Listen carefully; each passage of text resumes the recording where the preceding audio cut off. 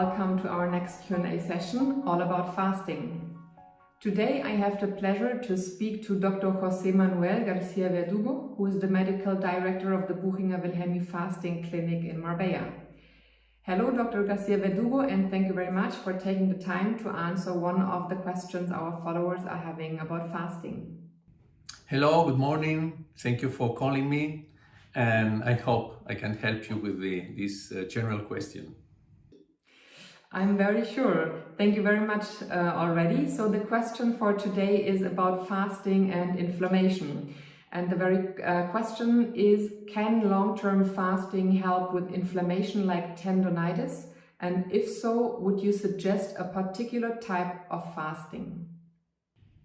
Well, you know, the story of Buchinger Wilhelmi fasting began with Dr. Buchinger because he was very ill with after a big, very severe process of the tonsils, and then he got polyarthritis and he was nearly unable to work, to move. And then a friend of him recommended to go to Heidelberg, and then he was doing the first 19 days fasting and he cured completely. That was the beginning of the movement, because he decided to study what happens with our body when we don't eat, that we heal many things.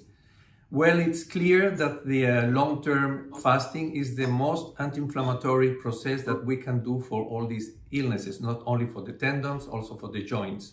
We have many people with polyarthritis and all kinds of rheumatic diseases improving a lot.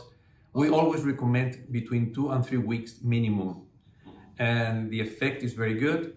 And also because during this time you have also the exercise, you have a special massage, all kind of treatments, you can do acupuncture, so many things you can do also extra, not only with the fasting. That's why the improvement is very clear. But in general, in 2-3 days, the patient begins to feel that he can move much better. For example, people with hands very stiff, they say, I can move it again, and walking, and you see the inflammation coming down. So it's I recommend really to someone who suffers from any of these joint problems to try fasting, because I think that will be very positive.